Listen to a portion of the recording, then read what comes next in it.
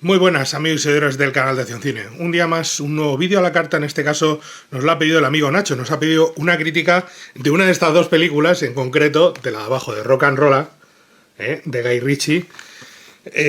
Así que vamos con ello y vamos a darle las gracias, evidentemente, a Nacho por interesarse y por solicitarnos la crítica.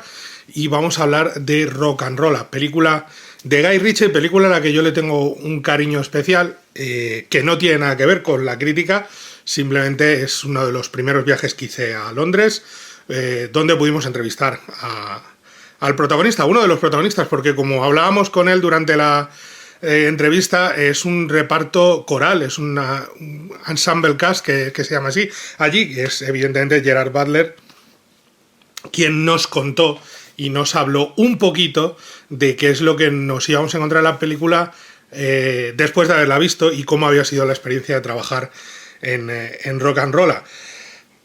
Una película que supuso un parón en cierta medida en el Guy Ritchie más, llamémoslo canallita, más menos comercial, pese a tener películas de culto que habían sido éxitos moderados siempre, pero evidentemente da el salto a superproducciones como Sherlock Holmes y su secuela o Aladdin, que son películas que recaudan una burrada de dinero, y otras que tienen peor salida comercial, como es el caso de Rey Arturo. Y aunque mezcla su trabajo y demás, no hemos recuperado al Guy Ritchie más canalla hasta The Gentleman, hasta poco antes de cerrar las salas de cine por esta circunstancia tan terrible que ha sido la pandemia del coronavirus. Y además estaba reaccionando muy bien la gente en taquilla y The Gentleman es un peliculón. He dicho antes de Kingsman, perdón, es Gentleman, evidentemente, Gentleman. Un refinamiento, poco a poco, un refinamiento de la fórmula que casi él mismo inventó. Vamos a encontrarnos algunas cosas en el futuro cercano, vamos a encontrarnos algunas cosas de este género que nos pueden interesar. Y creo que, por ejemplo, series como Peaky Blinders tienen parte de la esencia de ese tono de thriller criminal que Guy Ritchie casi no inventa, pero depura y estiliza mucho. Como decía yo, es una película a la que tengo cariño, pero creo que siendo inferior en cierta medida a Snatch, Cerdos y Diamantes, me parece superior a Lock and Stock, por ejemplo. Y me parece casi que juega en una liga muy parecida a The Gentleman.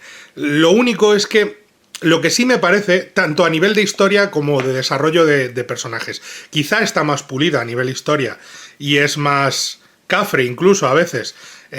Snatch, que es posiblemente su pieza casi perfecta de este género que es los gángsters, los criminales en los bajos fondos de Londres.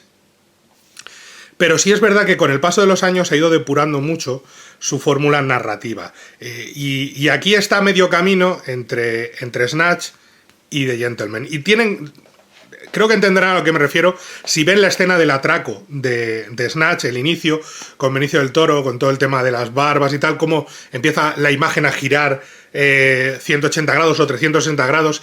Creo que era una forma muy burra de decir, soy director de cine, mirad lo que sé hacer con la cámara.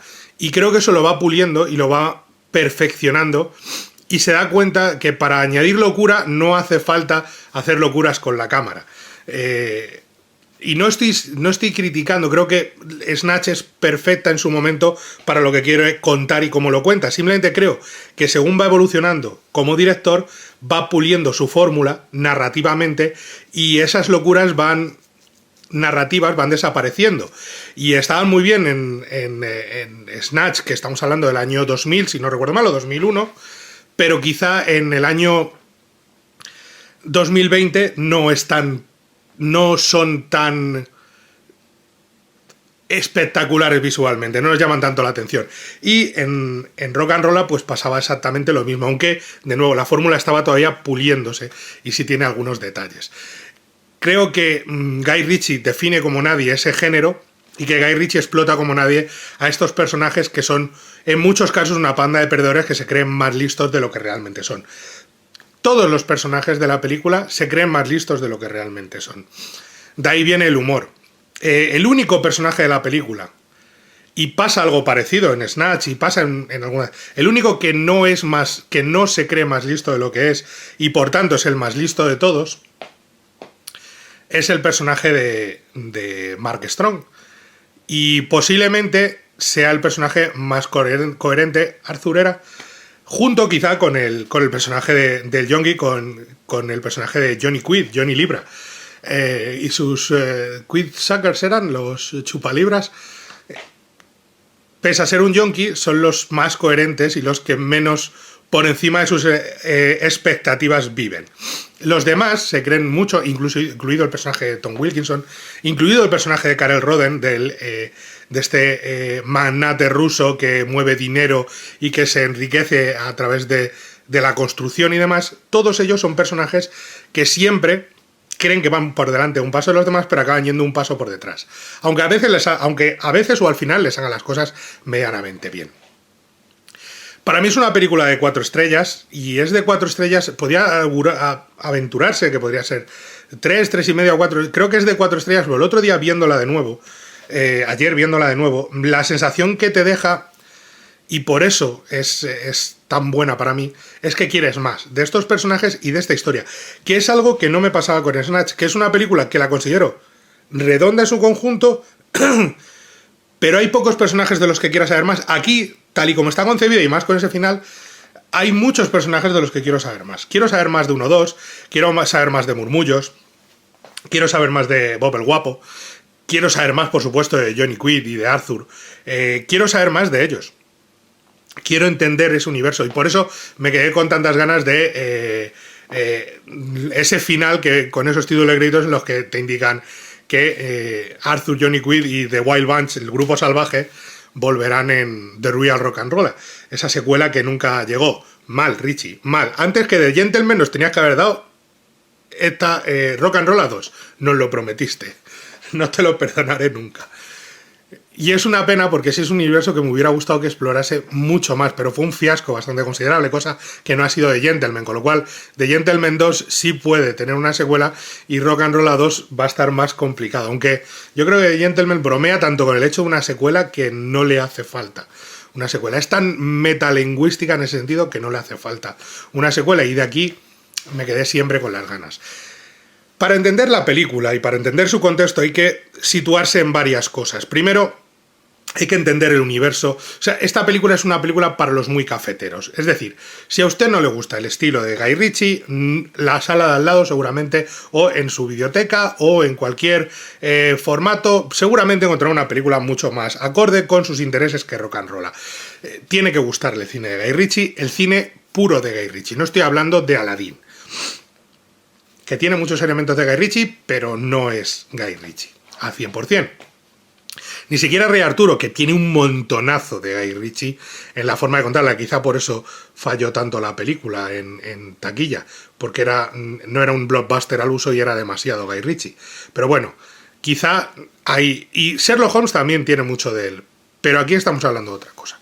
Estamos hablando de la esencia pura de su cine. No es Barridos por la marea, evidentemente. Estamos hablando de ese género que él crea, construye y perfecciona, en el que el humor muy negro y muy cafre se junta con una trama criminal con un montonazo de giros en la que al final se intenta o se pretende que haya una sorpresa para el espectador casi más heredera de las Crook Stories, de las historias tipo Ocean's Eleven, de los robos, de los grandes robos, que de una película de este estilo.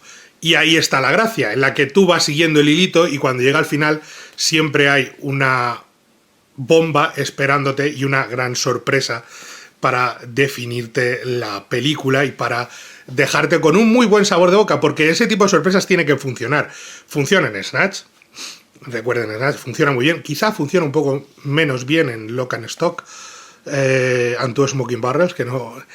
Creo que funciona muy muy bien en Rock and Roll y funciona bien en The Gentleman. Creo que funciona muy bien en The Gentleman. Esa fórmula no es sencilla de alcanzar y requiere un trabajo de guión, de construcción de historia muy curioso, que nos lleva por el rastro de miguitas de pan que nos va dejando el director y que nosotros seguimos. Y En estos casos la gracia no está en decir he adivinado el final, porque no se trata de eso. Se trata de disfrutar el final. Se trata de llegar al final y decir, si es que todos se creían más listos y al final los más listos no son quienes aparentan serlo. Y le pasa continuamente a los personajes de Jason Statham, por ejemplo, en Snatch, con el final, y al final termina y dices que es que creías saberlo todo, pero no lo sabías todo. Y por supuesto sucede con el doble o triple giro de acontecimientos de The Gentleman, evidentemente. Desde el inicio, por cierto, llevamos 10 minutos y no lo he dicho todavía y quiero recordárselo para que ninguno luego se asuste, porque vamos a entrar en ese momento. Va a haber spoilers, muchos spoilers, muchísimos spoilers. Spoilers por todos lados. Y en esta película es muy importante que la vean sin llevarse spoilers, con lo cual, por favor, si no han visto la película, salgan del vídeo y vuelvan cuando la vean, que creo que además le va a merecer mucho la pena verla. Creo que es muy disfrutable en cualquier lugar y en cualquier momento, con lo cual vayan la película y luego vuelvan a la crítica, y aquí a partir de este minuto 11 y algo seguimos. La historia, quien no la conozca o quien la conozca, evidentemente es este universo de criminales que gira en torno a la figura de un tipo que se dedica, que es un mediador entre los poderes políticos y la gente que quiere hacer chanchullos con los terrenos, y que le pagan para que soborne, para que pague, para que gestione los permisos para construir o para cambiar cosas en distintos territorios, chantajeando o pagando sobornos a gente que está en el poder. En este caso, el personaje es el que interpreta Tom Wilkinson, que es un ser completamente despreciable, como vemos a lo largo de la película.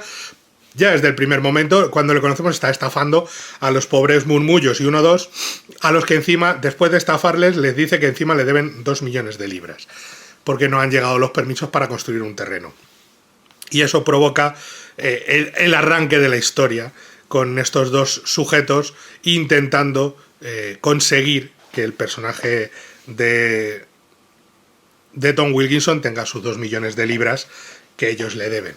Ese es el arranque, el inicio. Son muchas ramificaciones, porque al mismo tiempo está el del brazo derecho, que es el personaje, repito, creo que el nombre era Arthur, perdonad si me estoy equivocando, pues estoy hablando de memoria, pero está ese personaje que se supone que es la mano derecha, que le ayuda en los negocios y que están negociando un trato multimillonario con el personaje de Karel Roden, que es una especie de Abramovich, el dueño del Chelsea, una especie de encubierto de eso, incluso salen en su estadio, en un estadio de fútbol y demás, pues eso, un magnate ruso que controla muchísimo dinero y que va a pagar para crear una nueva zona de Londres, porque toda la historia de la película viene del propio Guy Ritchie. Se da cuenta de que a inicios de 2000, a principios de en la primera década de los 2000, empieza a haber un boom inmobiliario en Londres de construcción, de creación y demás, de grúas por toda la ciudad,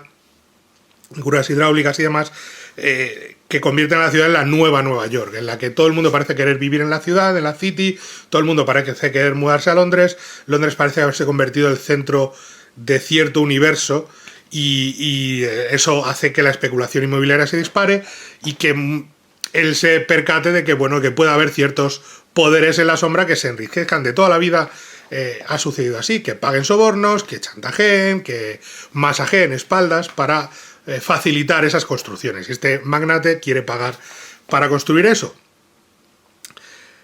A partir de todo ese giro es lo que nos lleva al robo del dinero del magnate, por casualidad, por parte de los propios 1-2, que es el personaje de Gerard Butler, y el personaje de Mumbles, que es Idris Elba. Fijaos en ese reparto, estamos hablando de Tom Wilkinson como el villano, Mark Strong como su mano derecha, tenemos a Tom Hardy, Gerard Butler y Idris Elba haciendo el núcleo de The Wild Bunch, del grupo salvaje, que son Murmullos, que es Idris Elba, 1-2, que es el líder, que es Gerard Butler, y por supuesto tenemos a Tom Hardy haciendo de Bob el Guapo.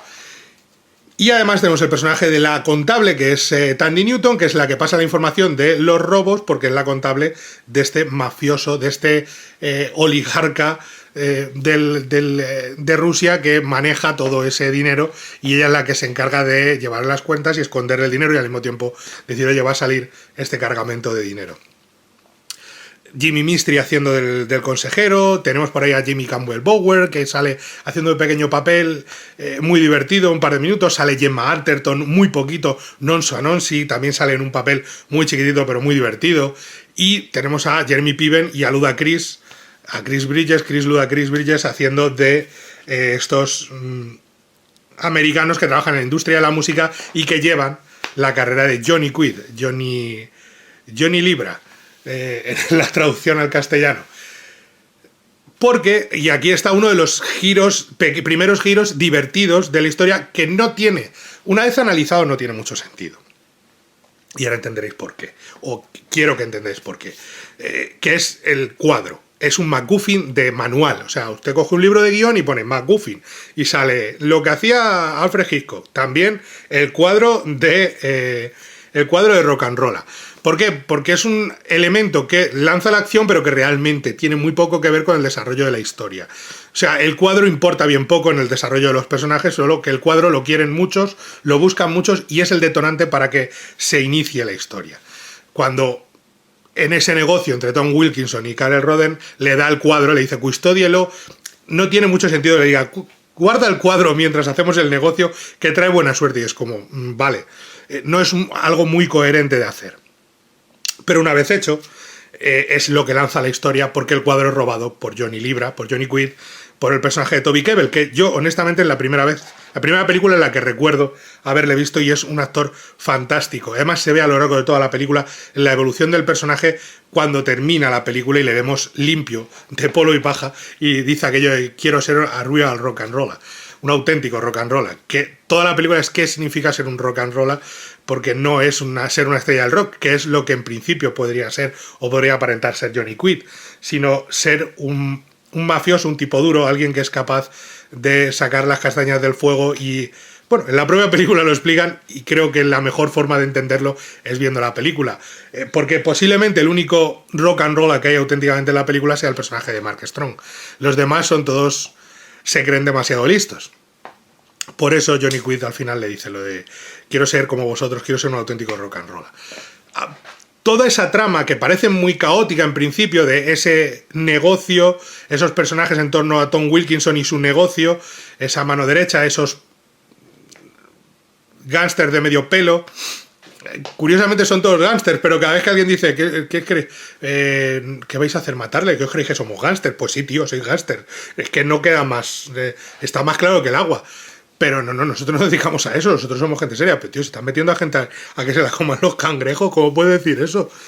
Todo es muy ese humor tan excesivo de Guy Ritchie, y al mismo tiempo muy marcado por una fotografía muy pasada. Y si podéis ver la versión en Blu-ray, imagino que en DVD será similar, con los extras, mirad cuando te enseñan el rodaje, las escenas de rodaje, de cómo estaban rodando, y luego aparece la imagen de la escena que estaban rodando, ¿vale? De ese mismo plano en escena. Fijaos en lo cuidada y trabajada que está la fotografía para que tenga ese tono, este color, estos colores tan ocres y demás que aparecen aquí en el póster. Esto que está en la película se consigue trabajando mucho la fotografía, y eso se ve en la película. Y no solo se ve, sino que además se percibe en el estilismo y en la forma de narrar la propia historia, porque tiene un punto de cómic. Y lo vemos desde los títulos de crédito. Cuando uno ve los títulos de crédito parece un cómic. De hecho, yo la primera vez que la vi dije, pero Guy Ritchie se ha inspirado en un TVO para hacer esto. No. Y en los créditos finales igual. Es como, tiene ese... ¿Por qué? Porque busca ese tono de cómic, casi de cartoon en algunos momentos, con el sentido del humor. Llega a ser tan absurdo que te das cuenta de que estás viendo una película, y es bueno para la película. Eres consciente de que la crítica que está haciendo, pues está haciendo una crítica y marcando ese antes de la crisis, justo antes de la crisis o al inicio de la crisis, ese horror del mercado inmobiliario, lo está señalando, pero al mismo tiempo está haciendo mofa de ello continuamente con excesos. Todos los personajes ligados a ello parecen medio tontos, muchas veces. Por ejemplo, vean el robo los primeros 7 millones de libras que montan los amigos Gerard Butler e Idris Elba, intentando robar el coche con el Mercedes, cuando se meten en el Mercedes y están los otros con las llaves fuera y necesita las llaves, trae. Y empieza a intentar meter la marcha y no arranca el coche, no arranca, y ya baja la ventanilla, perdona, la marcha atrás, y el otro, sí, es que hay que tirar del tirador y entonces entra. Vale, gracias, apártate, anda, desgraciado. Todo eso es totalmente ridículo y es tan excesivo que uno no puede evitar reírse muchísimo, porque juega a eso la película, a ser tremendamente excesiva, y el carisma de sus personajes para sacarlo adelante y de sus actores. Sin ese reparto no lo sacas adelante, evidentemente. Es la escena de baile, parodia evidente de Pulp Fiction, la escena de baile entre Thandie Newton y Gerard Butler, cuando le dice lo de quiere bailar, que yo soy muy bueno bailando, y la otra pone una cara de ay, Dios mío de mi vida. Y tú lo ves bailar y dices, no puede ser más ridículo. Pero funciona por ellos. Y porque resulta una... Tú lo estás viendo y estás diciendo, joder, Tarantino, hijo mío, no les denuncies, por favor. No juegues con eso. No te los comas. Están haciendo un chiste y están jugando con la química de los personajes en una situación en la que tú tirabas de la química brutal que había en esa escena entre Uma Thurman y John Travolta, y ellos están jugando con la química brutal, pero en plan ridículo, en plan, Dios mío de mi vida, por favor, no volváis a bailar nunca. Es increíble. Hay un plano de los pies de Gerard Butler que es para enmarcarlo de lo mal que puede una persona moverse bailando. Y es muy divertido y funciona muy bien, porque así debe ser, porque los personajes están exagerados como en un cómic. ¿Para qué? Para que nos haga todavía más efecto la sensación de que estamos viendo algo totalmente inverosímil, entre comillas. Esto es imposible. O sea, que personaje más ridículo y tal, pero cuando lo analizas y lo ves, te queda decir, joder, pero es que estos chanchullos políticos posiblemente, o más que posiblemente, son los que estamos viendo todos los días entre telediarios, entre periódicos, entre radios y entre juicios múltiples. Quiero decir que la realidad supera a la ficción. Así que nos queda ese sabor de boca de decir, es que lo mismo Guy Ritchie ni siquiera rascó la superficie. Y funciona por eso, nos deja ese muy buen sabor de boca de entretenimiento, pero al mismo tiempo ese posito de decir, es que no es tan ridículo al final. La película no es tan ridícula. La película juega con el humor, pero no se excede y me permite decir, ostras, es que el mundo real a veces parece sacado todo de una pantomima, de una sátira, y resulta que es real.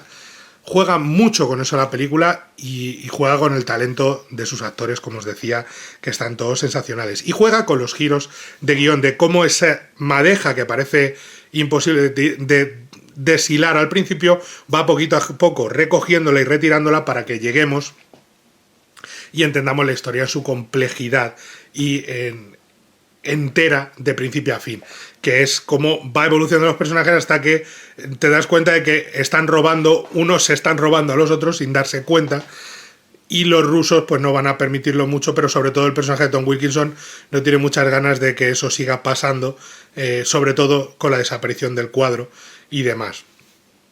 Lo que provoca ese final en el que, gracias al personaje de Thandie Newton, indirectamente se descubre que el que está metiéndolos a todos en prisión es el propio personaje de Tom Wilkinson.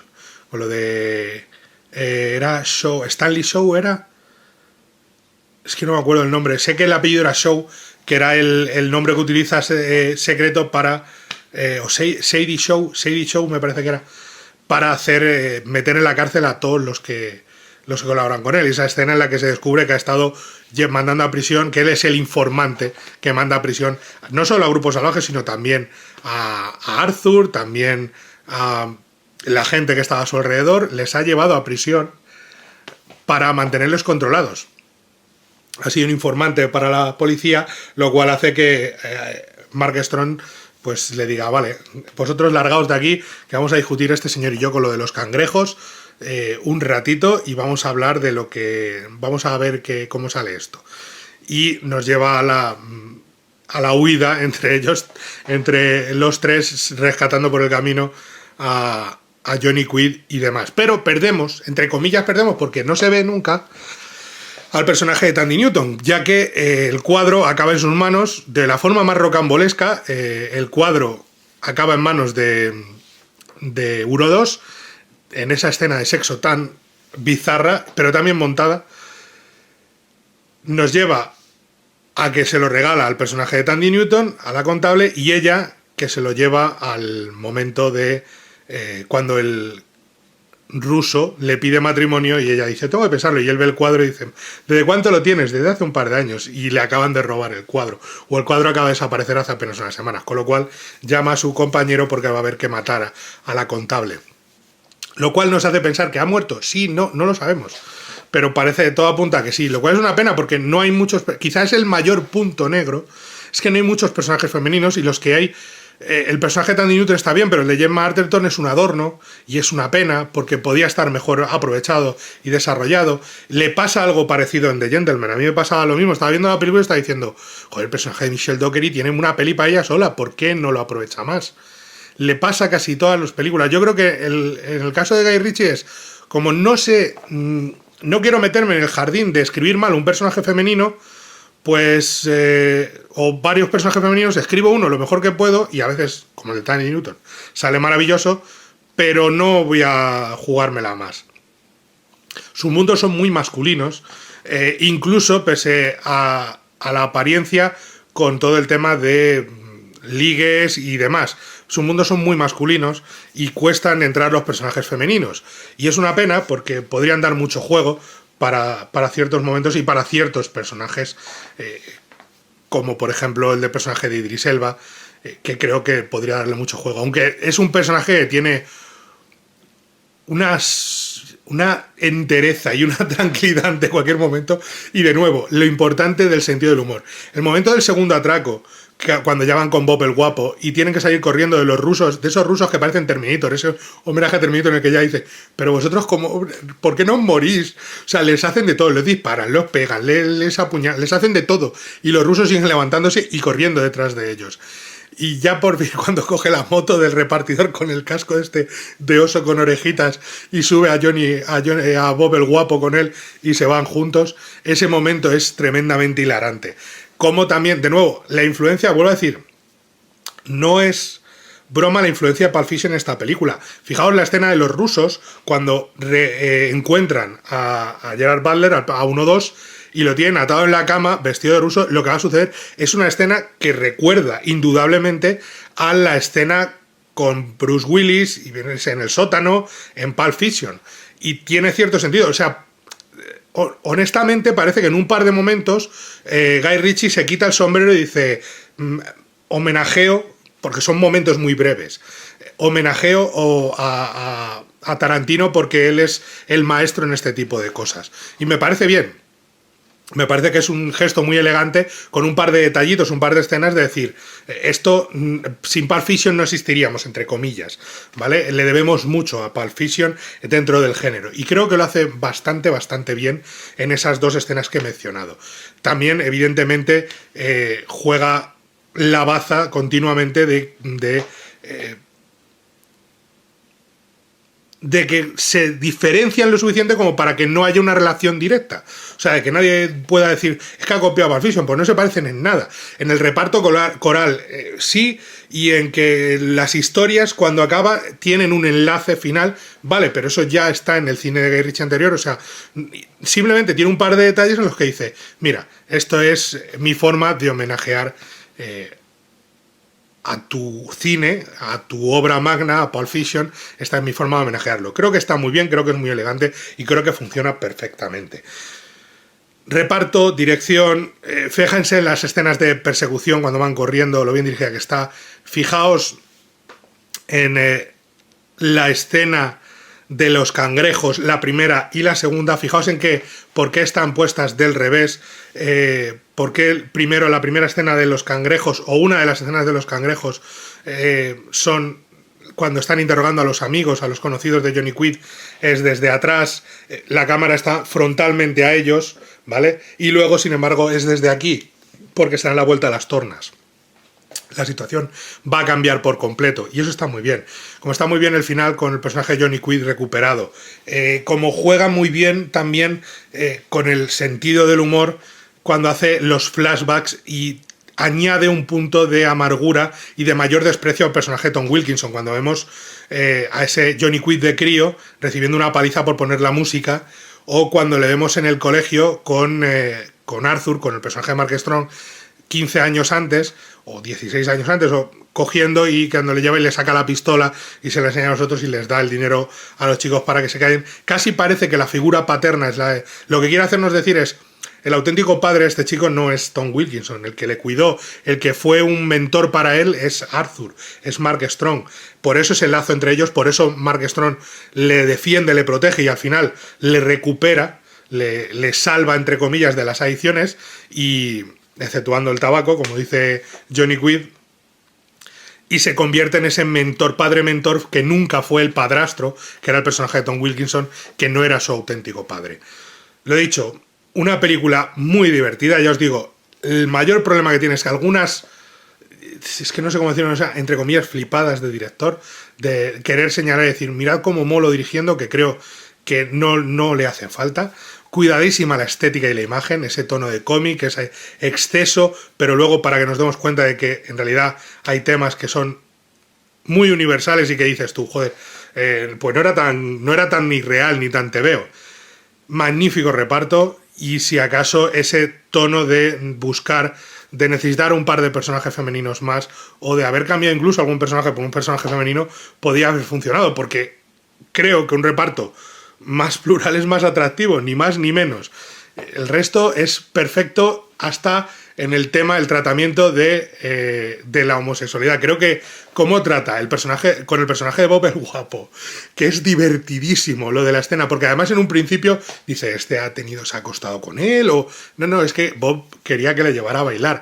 Y creo que cómo trata eso posteriormente, donde a un personaje bastante homófobo, como es el de 1-2, que es un tío homófobo, que es que no soporta que su amigo, todos los demás lo saben, menos él, cuando le dice, ¿sabes el secreto de Bob?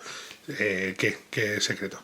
Es el secreto de Bob, que es gay, que es marica, todos lo sabemos todos.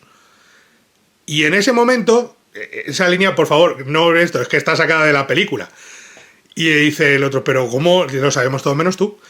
Te demuestra que todos lo han aceptado y que el único que no lo ha aceptado o que no lo sabía era el que sabían que es homófobo, que es el personaje de 1-2, que es el que acepta, y entonces hace le explica por qué se está equivocando con Bob, que es decir, ¿te acuerdas cuando estuviste en la cárcel? El que se preocupó por tu madre, y no fui yo, que soy tu mejor amigo. Fue Bob, que iba 6 días a la semana para que a la mujer no le faltara de nada, para que la mujer estuviera bien. Acuérdate de ello la próxima vez que le prejuzgues por con quién se acuesta o con quién no se acuesta. O sea, porque hay días en los que me planteo si no sería mejor siendo como Bob. Me lo planteo un poquito, que dice el personaje de Idris Elba. Me lo planteo un poquito. Luego se me pasa, pero me lo planteo un poquito. Y lo trata con mucha naturalidad, con mucho sentido del humor, y dándole un guantazo en la cara al personaje más rancio y más reacio a aceptar lo que es el de Gerard Butler, de forma muy divertida y muy, muy humana y muy cercana, y haciendo que entendamos y queramos a todos los personajes, porque son en realidad una panda de...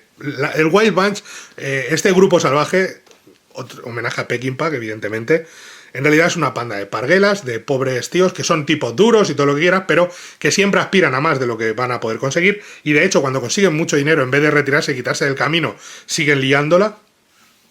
Roban 7 millones de libras, roban 14 millones de libras, entregan 5 creo que son, les quedan 9 a repartir entre todos ellos y siguen liándole, es decir, si os podéis retirar, o sea, dejadlo ya, no os metéis en más jardines, pues siguen, y lo hacen además de la forma más torpe posible.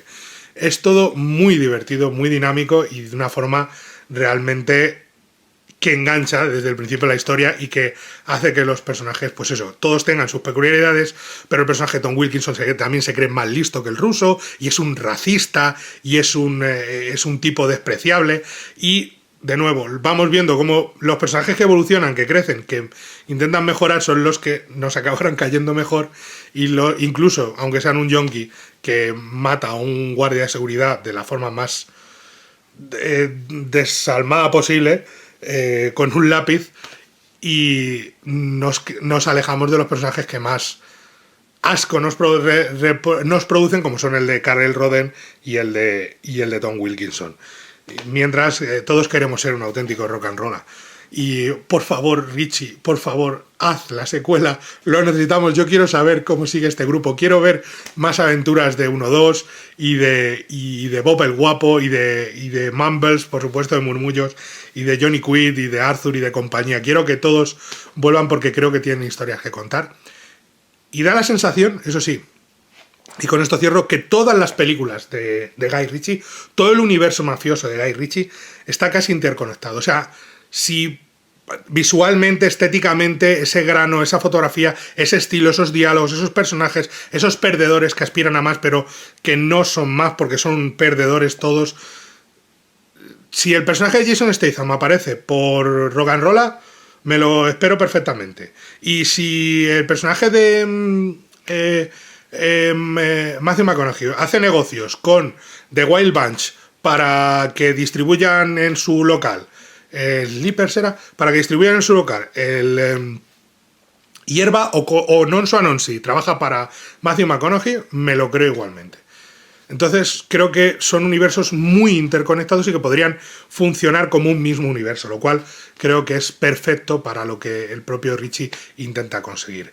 Poco más, ya os digo, 4 estrellas para mí, película a la que le tengo muchísimo cariño, me parece extremadamente divertida y entretenida y que espero que algún día tenga una secuela. Darle las gracias a Nacho nuevamente, decirle que esperemos que le haya disfrutado la crítica y poco más, le dais al like o suscribís, nos contáis lo que queráis por aquí abajo y nos vemos en la próxima. Hasta pronto.